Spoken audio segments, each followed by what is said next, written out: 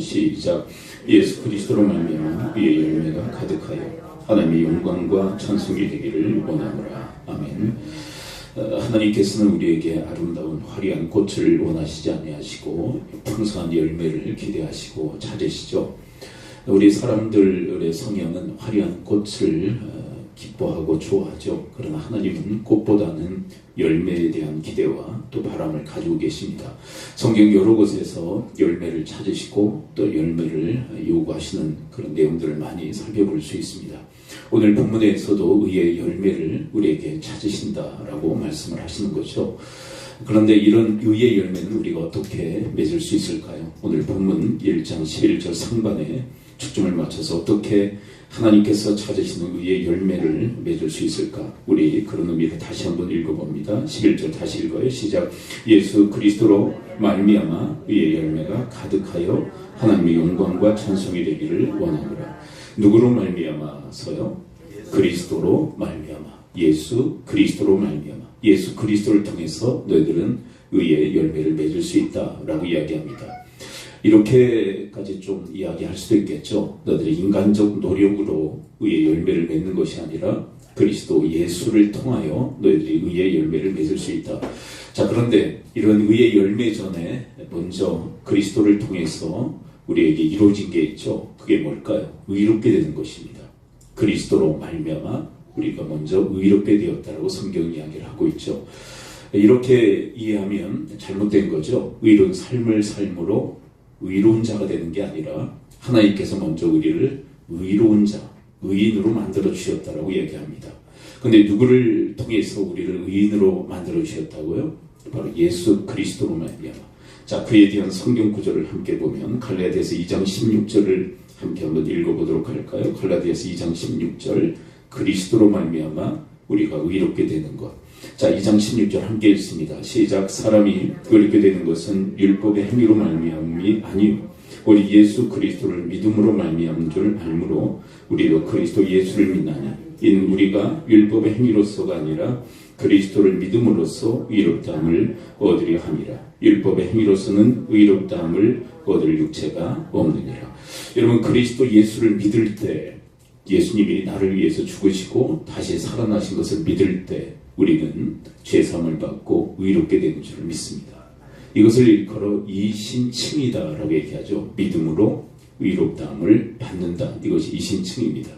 여러분, 우리에게 먼저 그리스도로 말미암아 이루어진 게 뭐냐면 의인이 되게 하신 거예요.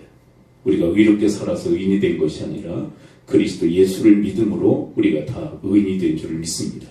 의인이 되었다, 구원받았다. 이게 똑같은 의미예요. 우리가 의인이 되었다는 것은 구원받았다는 의미죠. 그런데 이것이 우리에게 먼저 이루어진 이유가 뭘까? 우리를 왜 의인으로 만들어주시는 이유가 뭘까? 의로운 삶을 살라고 우리를 의인으로 만들어주셨다라고 성경은 이야기를 하고 있는 거예요. 그러므로 사랑하는 성도 여러분, 그리스도로 말미암아 나를 의인되게 하신 것, 그리고 구원하신 것, 의로운 삶을 살라고 우리에게 허락하신 은혜인 줄 알고 여러분들이 그 하나님의 뜻대로 살아가는 그런 삶이 되어질 수 있게 되기를 축원을 드립니다. 자, 그렇다면 여러분, 주님께서 이렇게 우리를 의인 만드시기 위해서 어떤 일을 행하셨는가? 우리가 몇 주간의 이 말씀을 함께 살피고 있는데요. 빌립보서 2장 8절을 함께 읽어볼까요? 2장 8절에 보면 그냥 립 서비스 정도로 우리에게 하셔서 의인되게 하신 것이 아니라 이렇게까지 하셔서 우리를 의롭게 만드셨다. 빌립보서 2장 8절 함께 읽도록 합니다. 시작. 사람의 모양으로 나타나사 자기를 낮추시고 죽기까지 복종하셨으니 곧 십자가에 죽으심이라. 여러분, 주님께서 십자가에서 죽기까지 하심으로써 우리의 죄를 사하시고 용서하셔서 의인 되게 하신 줄을 믿습니다. 그냥 너 의롭게 되어서 이렇게 립 서비스 하신 것이 아니라 우리를 위해서, 우리 죄를 다 씻으시기 위해서 죽음의 자리까지 내려가심으로써 그의 피를 흘리셔서 우리의 죄를 다 씻어주셨다고 성경은 이야기를 하고 있어요. 이렇게 우리를 위해서 죄 씻어주시기 위해서 십자가에서 죽어주신 것을 믿을 때 우리의 죄사함을 받고 우리가 의인이 된다라고 성경은 이야기를 하고 있어요. 이렇게 의인이 된 우리에게 뭘 요청하십니까? 오늘 본문으로 다시 돌아왔어요. 1장 11절 다시 한번 읽어봅니다. 우리를 의인되게 하신 다음에 우리에게 요청하신 게 뭡니까? 빌립보서 1장 11절 함께 읽습니다. 시작. 예수 그리스도로 말미암아 의의 열매가 가득하여 하나님의 영광과 찬송이 되기를 원하노라. 여러분, 예수 그리스도로 말미암아 먼저 하신 게 뭐예요? 우리를 의인되게 하셨어요. 그것은 끝나지 않습니다. 의인되게 하신 다음에 우리에게 요청하신 게 뭐예요? 의의 열매를 맺어라. 의의 열매라는 것은 어렵게 생각하시면 안 되고요. 이렇게 생각하시면 돼요. 우리를 의인되게 하신 것은 어떤 삶을 살라고 의인되게 하신 거예요? 의로운 삶을 살라고. 여기까지 가기를 주님께서 원하시죠. 그러니까 우리가 의로운 삶을 살아. 그러면 너희들 의인이 될 수 있어. 이게 아니라 그리스도의 피로 우리의 모든 죄를 다 씻으셔서 의인되게 하신 거예요. 그리스도로 말미암아 우리를 의인되게 하신 것은 의로운 삶을 살게 하시기 위함인 줄을 믿습니다. 의로운 삶이 바로 의의 열매예요. 그렇다면 여러분, 의로운 삶은 도대체 뭘까요? 빌립보서 2장 12절을 보게 되면 간단하게, 아주 명료하게 이 의로운 삶에 대해서 우리에게 설명하고 있습니다. 의인된 우리가 의로운 삶을 어떻게 살 수 있을까? 12절 함께 읽어보죠. 시작. 그러므로 나의 사랑하는 자들아, 너희가 나 있을 때뿐 아니라 더욱 지금 나 없을 때에도 항상 복종하여 두렵고 떨림으로 너희 구원을 이루라. 여러분, 이 본문에서 구원을 이루라라고 얘기해요. 예수 믿을 때 구원은 시작되었어요. 예수 믿을 때 우리가 의인이 됐죠. 그리고 구원을 받았어요. 근데 아직 완성은 안 됐다.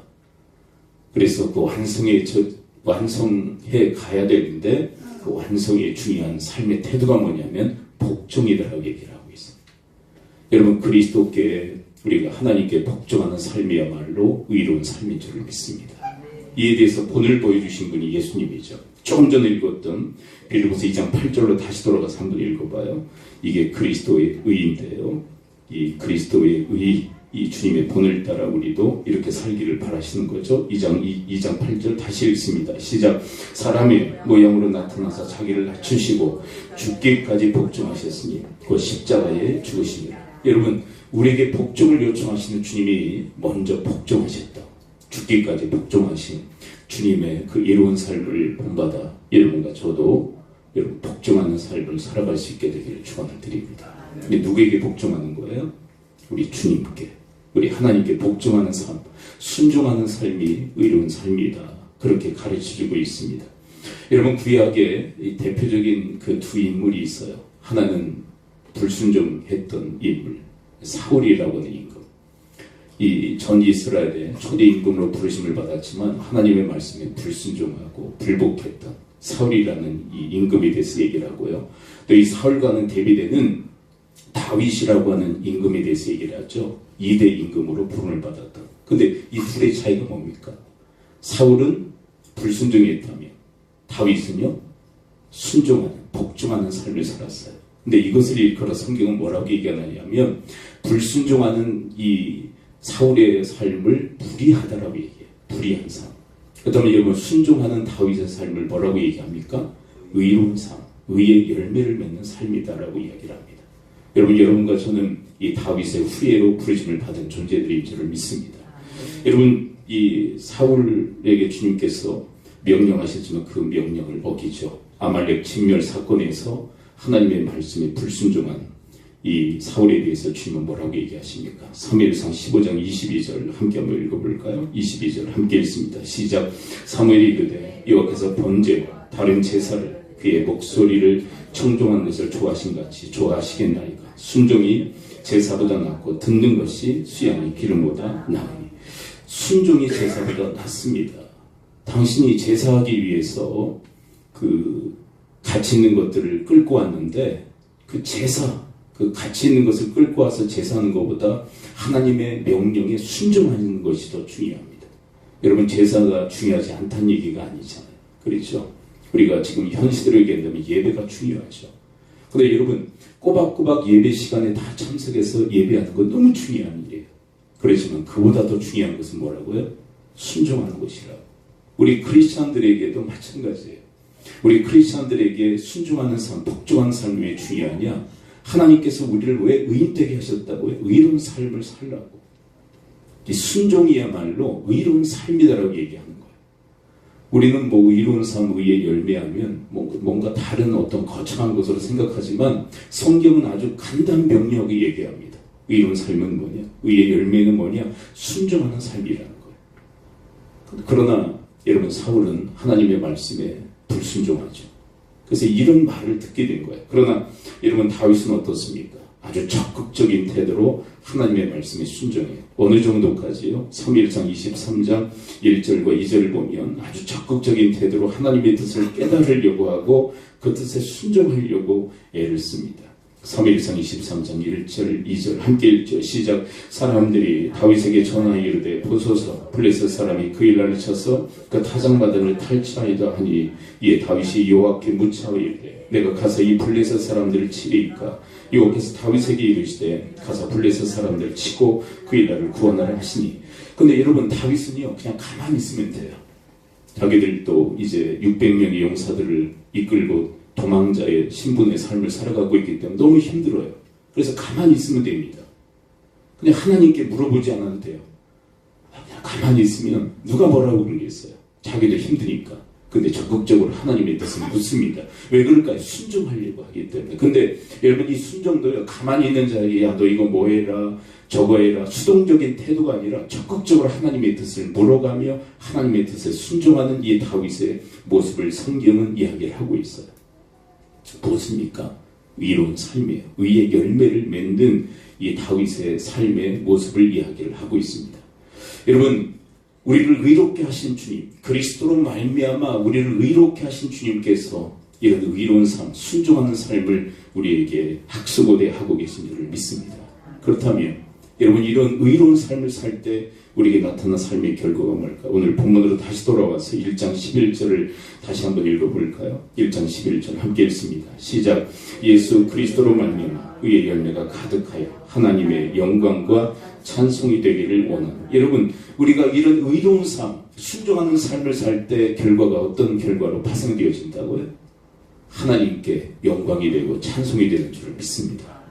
우리가 하나님의 뜻에 순종하는 삶을 살아갈 때 하나님께는 영광이 되고 찬송이 된다는 거예요.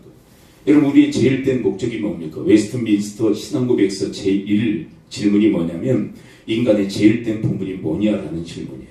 그 질문에 대한 대답은 이것입니다. 하나님을 영화롭게 하는 것입니다. 영광 돌리는 거예요. 여러분, 성경에도 나와 있죠. 고린도서 10장 31절 함께 한번 다시 한번 읽어보죠. 다시요. 시작. 10장 31절 읽습니다. 시작. 그런즉 너희가 먹든지 마시든지 무엇을 하든지 다 하나님의 영광을 위하여 하라. 여러분, 우리의 제일 된 본분이 뭐냐면 하나님의 영광을 위한 삶이에요. 근데 이렇게 어떻게 살아갈 수 있다고요? 의의 열매, 하나님 말씀에 순종하는 삶을 살아갈 때 하나님께 영광이 될 수 있다라고 얘기하는 거예요. 그러나 여러분, 아까 이야기했듯이 사울은 하나님의 말씀에 불순종하죠. 이유가 있어요. 자기의 영광을 구하기 때문에 그래요. 자기 영광. 여러분, 우리 모든 사람들은요, 인간의 본성이 뭐냐면 자기 영광을 구합니다. 자기의 영광을 구해요. 그래서 사울이 불순종한 거예요. 여러분, 사울에 대한 그 기사를 한번 몇 구절을 다 한번 읽어볼까요?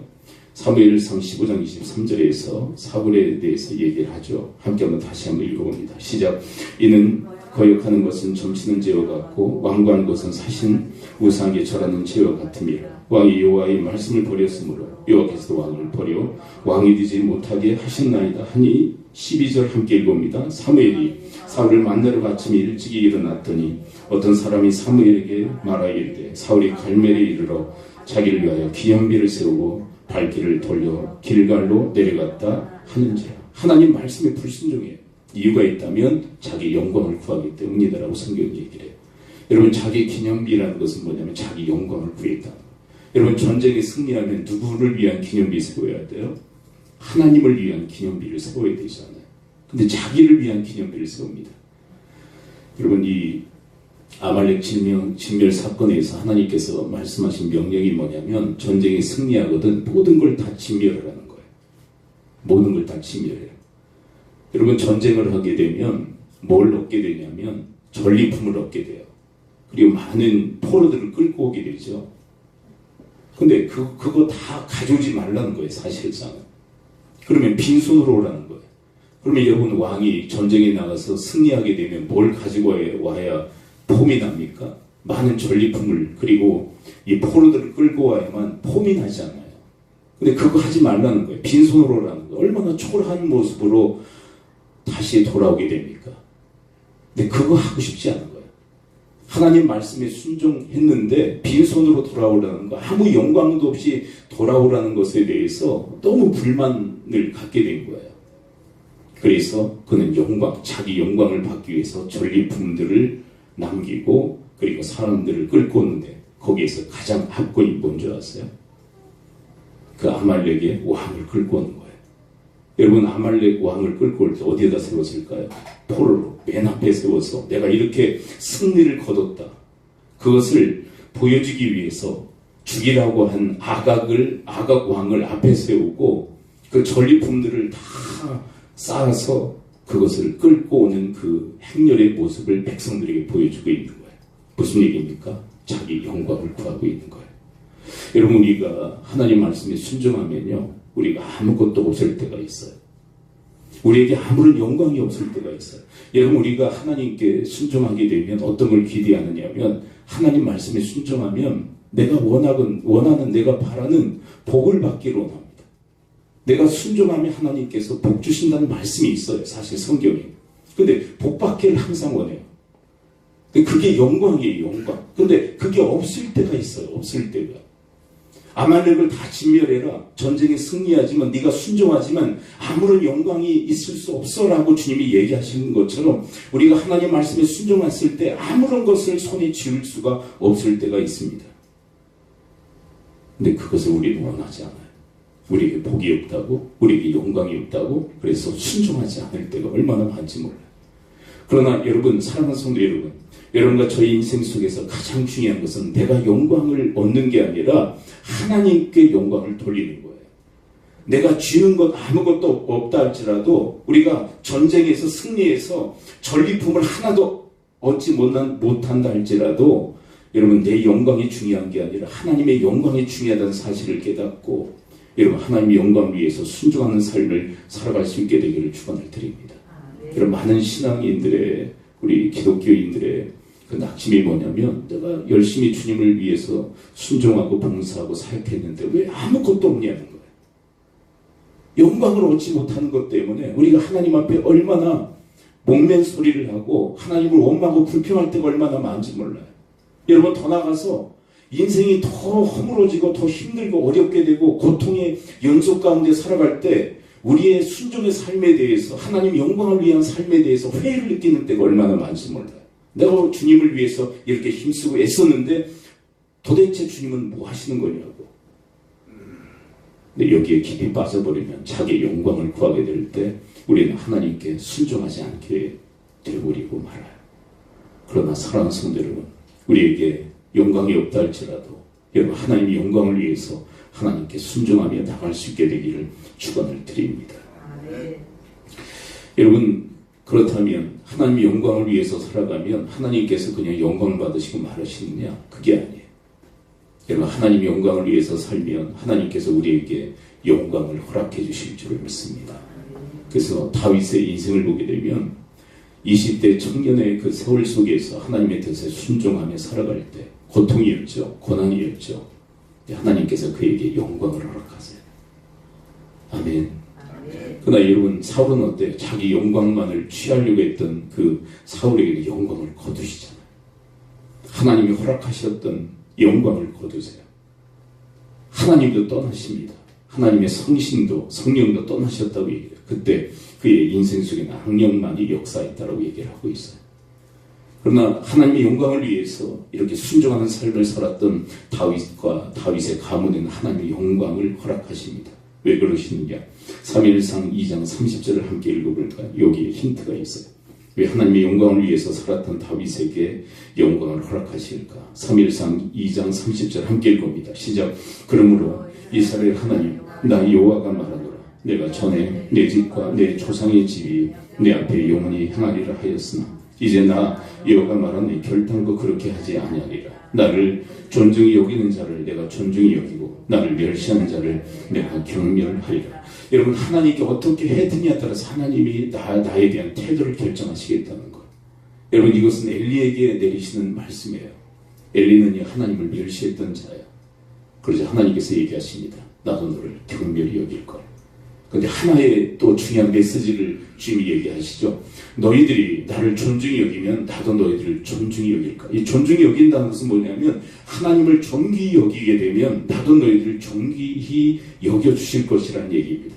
여러분 이것을 영광으로 빗대어 이야기한다면 여러분 우리가 하나님의 영광을 위해서 살아가면 하나님께서 우리에게 영광을 나타내실 줄을 믿습니다.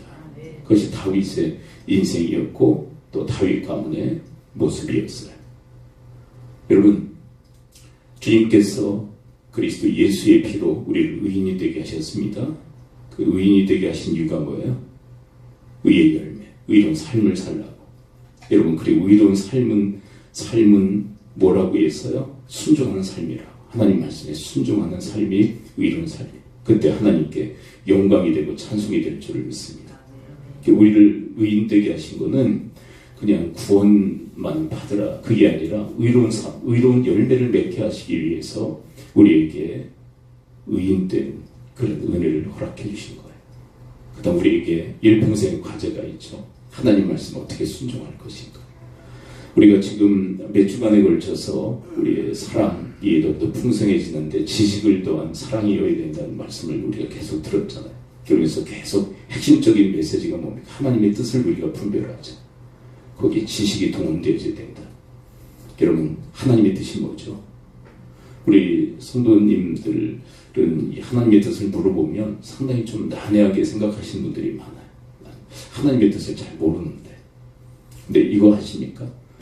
마태복음 22장 37절부터 40절에 이런 말씀. 마음을 다하고 목숨을 다하고 뜻을 다하고 힘을 다해 하나님을 사랑하고 이웃을 나 자신처럼 사랑하라. 이것이 온 율법과 선지자의 강령이니라. 여러분 이거 아셔요? 모르셔요? 대답하셔도 상관없어요. 여러분 이 강령의 말씀을 아셔요? 모르셔요? 아시죠? 이게 하나님의 뜻이에요. 그러니까 여러분들은 하나님의 뜻을 아십니까? 모르십니까? 알고 있어요. 이게 최고의 하나님의 뜻이라고. 이게 최고의 율법이라고 하시는 이 말씀은 이게 최고의 하나님의 뜻이라는 거예요. 그리고 여러분 이렇게 마음, 목숨, 뜻, 힘을 다해 하나님을 사랑하고 이웃을 나 자신처럼 사랑하라는 이 두 계명을 하나로 또 압축하시죠. 하나님 사랑과 이웃 사랑 이게 하나님의 뜻인데 이것을 또 하나로 압축하십니다. 그 하나가 뭘까요?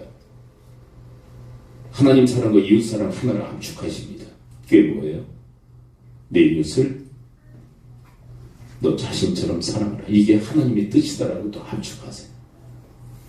두 가지 큰 하나님의 뜻을 하나로 압축하시는데 그것이 바로 내 이웃을 내 몸과 같이 사랑하라. 너 자신과 같이 사랑하라. 이것이 너희를 향하신 하나님의 뜻이라고 얘기합니다. 그러므로 우리 일평생의 삶 속에서 어떻게 살아가는 것이 순종하는 삶이냐? 내 이웃을 너 자신처럼 사랑하라 하신 이 하나님의 뜻에 순종하는 삶을 살아갈 때 이것이 바로 우리의 의로운 삶인 줄을 믿습니다. 이게 의의 열매예요. 그리고 여러분 이런 내 이웃을 내 자신과 같이 사랑하라는 말씀을 실천하기 위해서 우리가 붙드는 말씀이 또 뭐예요? 마태복음 7장 12절 말씀 함께 따라서 고백해 봅니다. 남에게 대접을 받고자 하는 대로 남을 대접하라. 여러분 내가 남에게 대접을 받고자 하는 게 뭡니까? 자기 사랑이에요. 근데 받고자 하는 대로 베푸는 게 뭡니까? 그게 이웃 사랑이에요. 그래서 하나님의 뜻은 두 가지로 그리고 하나로 그리고 이 하나로 압축되어진 이 뜻을 어떻게 순종할 수 있는가? 받고자 하는 대로 베푸는 인생을 살아갈 때 우리는 순종하는 삶을 살아갈 수 있다. 여러분 지금 우리 이 세상 이 사회는요 온통 복잡한 그런 세상이에요. 얼마나 복잡한지 그리고 갈등을 야기하는 그런 가치 속에서 우리는 살아갑니다. 근데 우리가 붙들어야 될 것은 오직 하나님의 뜻을 붙드는 일인 줄을 믿습니다. 하나님의 뜻을 붙들고 살아가야 돼요. 이래야 된다 저래야 된다 수많은 말들이 들립니다.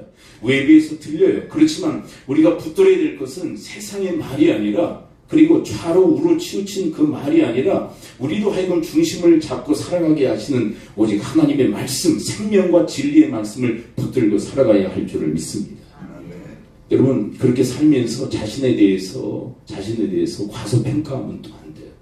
난 하나님의 뜻을 위해서 살지 못해. 그게 아니라 정말 남에게 대접을 받거나 대접하는 삶을 살아가고 있다면 내가 하나님의 영광을 위해서 지금 살아가고 있구나. 주님 앞에 감사하며 여러분 기도하며 여러분 그렇게 당당하게 이 땅을 살아갈 수 있게 되기를 축원을 드립니다. 그리고 저는 항상 하루하루 살아가면서 남에게 대접을 받고 싶은 거 있으면 항상 기도해요. 그리고 남에게 원치 않은 것을 받았을 때도 그걸 가지고 기도해요. 뭐라고 기도할까요? 받고자 하는 것은 그렇게 베푸는 삶을 살 수 있도록 도와달라고 기도하고요. 그리고 원치 않는 것을 받았을 때는 그렇게 살지 않도록 하나님 저를 금하시고 저를 인도해 달라고 기도합니다. 여러분 이 기도라고 하는 것이 왜 중요하냐면 여러분들이 지금 당하는 삶은요 힘든 삶이에요. 그렇죠. 내가 받고자 하는 그런 욕구를 느낄 때 그게 못 받았다는 거잖아요. 그게 힘든 거잖아요. 근데 그걸 가지고 기도하면 역전된 삶에 대해서 주님 앞에 구하게 되는 거거든요. 내가 받고 싶은 대로 남에게 베푸는 나 자신에 대해서 하나님께 구하게 돼 있어요. 이게 지금 상황에 얽매인 삶이 아니라 하나님의 뜻대로 변화된 나 자신을 주님 앞에 올려드리며 그것을 구하고 기도하는 내가 될 수 있다는 거예요. 근데 그것이 얼마나 우리 인생 속에 중요하냐면 여러분 그것이 하나님과 나의 관계 속에서 나에게 소망이 되게 하시는 거예요. 여러분들의 상황에 매이면요 원망과 불평이 나올 수밖에 없어요. 내가 받고자 하는 게 나에게 채워지지 않을 때 원망과 불평이 쏟아져 나오죠. 근데 하나님 내가 받고자 하는 대로 이렇게 베풀며 살아가게 해주옵소서. 근데 그것이 소망이 되는 거예요. 여러분 우리가 세상을 살아가면서 이런 말 많이 들으셨죠. 희망 고문. 이루어지지 않을 건데 희망함으로 사람을 고통스럽게 한다는 것을 희망 고문이라고 얘기합니다. 그러나 여러분 하나님의 말씀 가운데서 소망하는 것은 희망 고문이 아니에요. 왜냐하면 이것은 반드시 이루어지기 때문에. 여러분 희망 고문이 왜 희망 고문인 줄 아세요? 이루어지지도 않을 것을 희망함으로 고통스럽게 하기 때문에 희망 고문이라고 이름 붙여지지만 여러분 하나님 안에서 우리가 소망하는 일들은 다 이루어 주시기에 하나님께서 성취해 주시기에 결코 희망 고문이 되지 아니하고 소망 능력이 되는 줄을 믿습니다. 그래서 여러분 우리가 받고자 하는 일들이 있다면 당장 우리가 베풀 수 없잖아요. 줄 수 없잖아요. 그걸 가지고 기도하세요. 그걸 하나 차곡차곡 여러분들의 인생 속에 시나리오처럼 기도로 여러분들의 삶 속에 잠재해 놓으셔서 그런 상황이 내가 그것을 베풀어야 될 그런 상황이 전개되면 그것을 기꺼이 베푸는 그런 하나님의 사람들 되어지시기를 축원드립니다. 그것이 내가 받고자 하는 일이었지. 그런 상황을 하나님께서 허락하시 그걸 베푸는 내가 될 때 우리는 의로운 삶, 그의 열매를 맺어가는 삶이 되어질 수 있어요. 어떤 때는 우리가 받고 싶지 않은 것들 우리가 받을 때 그것 때문에 속상한 경우들이 너무 많잖아요. 누군가 나를 무례하게 대해요. 누군가 나에게 아주 예절없이 대하는 때가 있어요. 근데 그때마다 그런 걸 붙들고 마음의 서운함과 섭섭함을 가지고 살아갈 것이 아니라 그걸 붙들고 여러분 기도로 전환해서 여러분들이 소망의 그런 자기 자신을 주님 앞에 구하며 올려드릴 수 있게 되기를 축원을 드립니다. 하나님 무리하지 않게 해주시고 사람 한 사람을 존귀히 여기고 예의를 갖추며 대할 수 있도록 도와달라고 기도할 때 우리는 소망의 간구를 주님 앞에 올려드릴 수 있어요. 근데 그 소망은 희망 고문이 아니라 소망 능력으로 우리의 삶 속에 이루어지고 성취되어지는 역사들이 있게 되어질 줄을 믿습니다. 여러분 우리가 많은 인간 관계 속에서 살아가잖아요. 거기서 받고자 하는 게 있고 원치 않는 것들이 있고 계속 그걸 느끼지 않습니까? 이거 받고 싶고 저건 받고 싶지 않고 그것을 겪을 때마다 주님 앞에 기도를 올려드릴 수 있다면 그것이 우리에게 소망이 되고요. 하나님은 그 기도를 반드시 이루시고 성취하실 줄을 믿습니다. 이런 과정에 대해서 저는 뭐라고 정리할까 이렇게 생각하다가 자기 시나리오다라고 그렇게 정의를 내렸어요. 자기 시나리오. 여러분들의 인생에 대해서 어떤 시나리오를 써내려가느냐에 따라서 그렇게 살게 돼 있어요. 여러분 하나님 말씀과 기도를 통해서 여러분들을 영적 시나리오들을 그렇게 써내려 가실 수 있게 되기를 축원을 드립니다. 자 다시요. 여러분 하나님의 말씀과 기도를 통해서 영적 시나리오를 하나님의 뜻대로 여러분들의 인생의 시나리오를 써내려 가심으로 그렇게 살아가는 그런 복락의 삶을 살아갈 수 있게 되기를 축원을 드립니다. 근데 이게 완벽하게 퍼펙트하게 되느냐? 그렇지 않아요. 살다 보면 여러분 이게 어떤 때는 기도해야 되는데 기도하지 못하고 지나갈 때가 있어요. 어떤 때는 그냥 속상하고 서운하고 섭섭함만 가지고 살아갈 때가 있어요. 그런데 문득문득 생각나면서 기도해야지. 처음부터 잘 되는 게 아니에요. 처음부터. 어떤 분이 그런 얘기를 하시더라고요. 오늘 아침에 어떤 분의 설교를 들었는데 처음 자전거가 지금은 아주 대단하잖아요. 대단한 그 기술이 집약된 자전거가 나왔잖아요. 그렇죠? 요즘은 이렇게 손가락 하나로 이렇게 들 수 있는 자전거가 있대요. 그 뭐죠? 소재가? 뭐 있어요?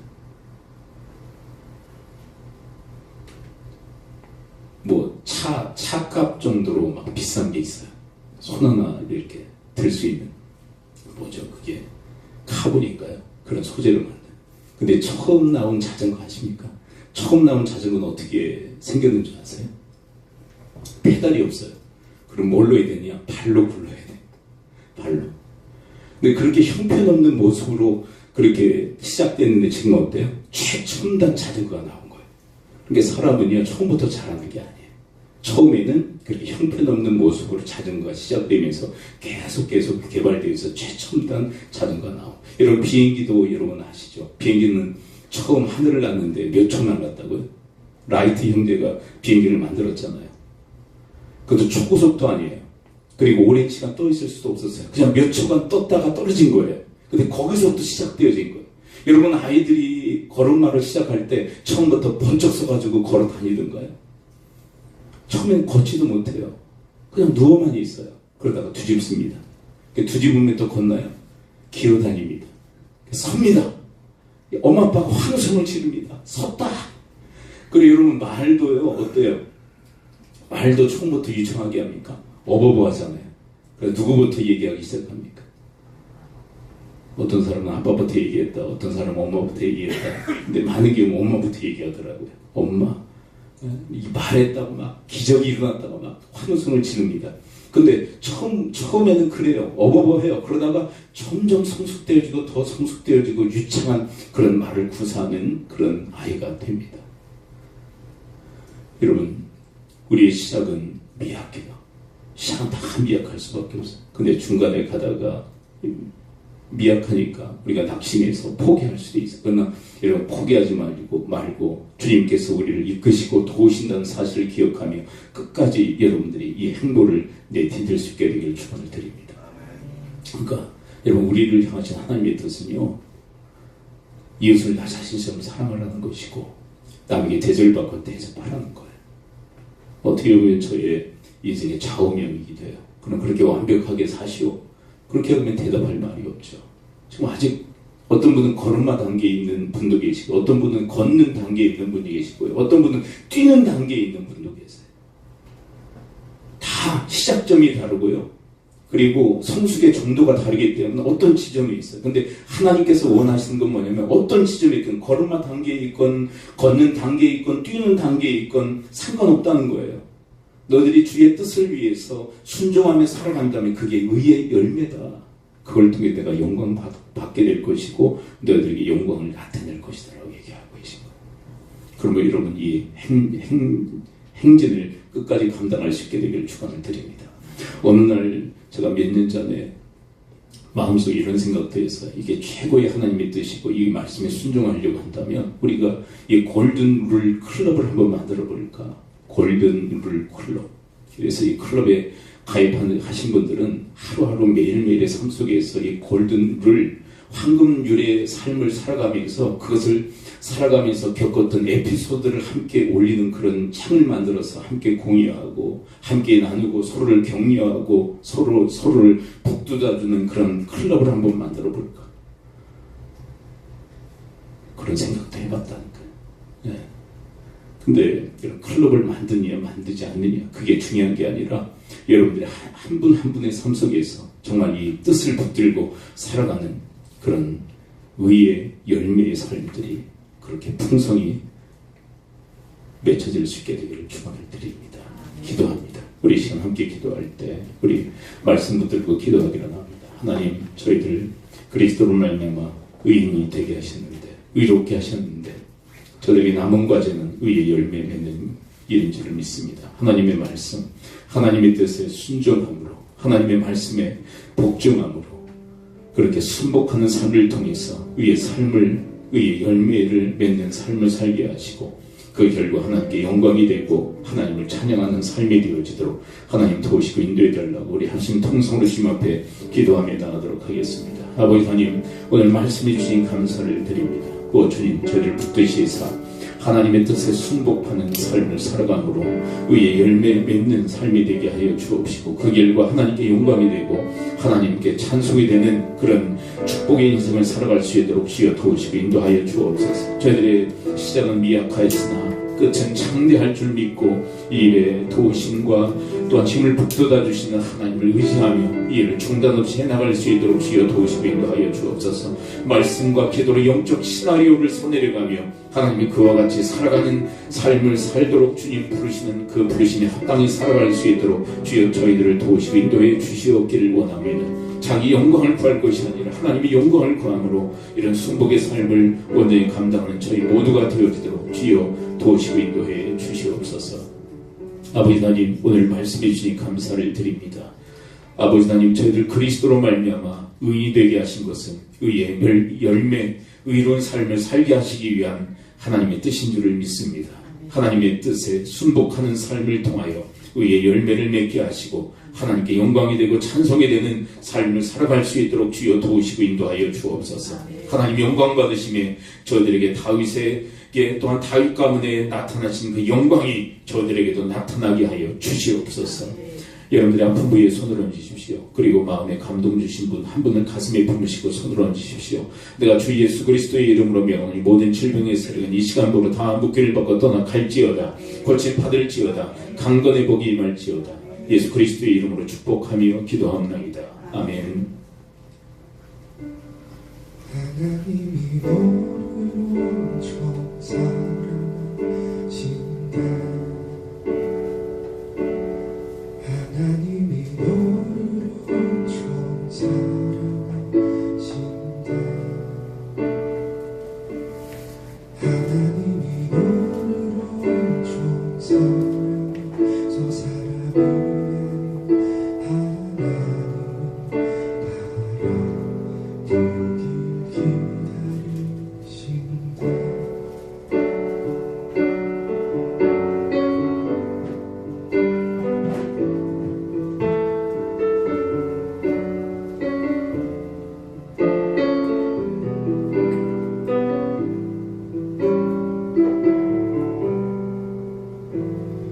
하나님이 너를 엄청 사랑하신다.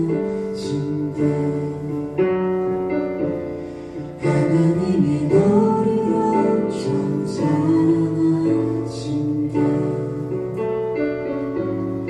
하나님이 너를 엄청 사랑해서 너의 삶을 허락하시고 이 땅 태어나게 하셨다. 하나님이 너를 엄청 사랑하신다. 하나님이 너를 엄청 사랑하신다. 하나님이 너를 엄청 사랑해서 지금 눈앞에 어둠 속에 그저 두지 않으실 거래.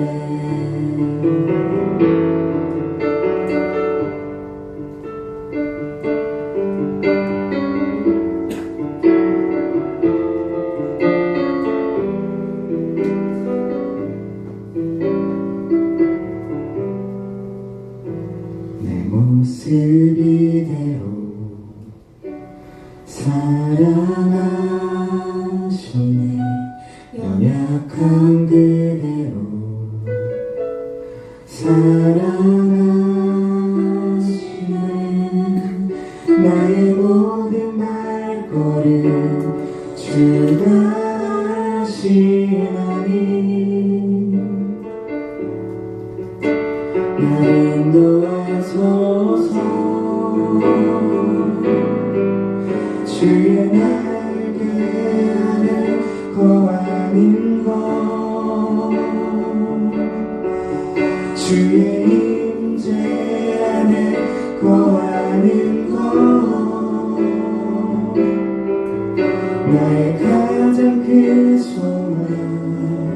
나의 가장 큰 은혜 주와 함께 동행하니 주의 날개 아래 거하는 것 주의 임재 안에 거하는 것 나의 가장 큰 소망 나의 가장 큰 은혜 주와 함께 동행하니 주의 날개 안에 거하는 것 주의 임재 안에 거하는 것 나의 가장 큰 소망 나의 가장 큰 은혜 주와 함께 동행하네 나의 가장 큰 소망 나의 가장